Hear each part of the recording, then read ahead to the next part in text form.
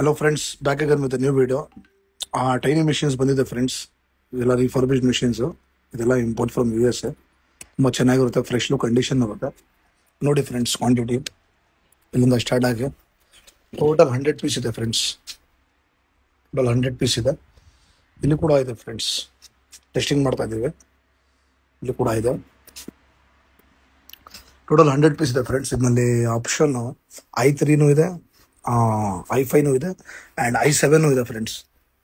Total ಮೂರು configurations ಇದೆ. ಡಿಸ್ಕ್ರಿಪ್ಷನಲ್ಲಿ ಮೆನ್ಷನ್ ಮಾಡಿದ್ದೀನಿ ಫ್ರೆಂಡ್ಸ್.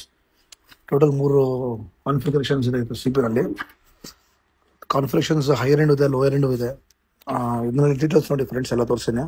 C-ಪೋರ್ಟ್ ಇದೆ, 3 ಪಾಯಿಂಟ್ USB ಇದೆ, model number 7050 and back side ನಿಮಗೆ 4 USB 3.0 ಬರುತ್ತೆ, ಒಂದು ಲ್ಯಾನ್ ಬರುತ್ತೆ.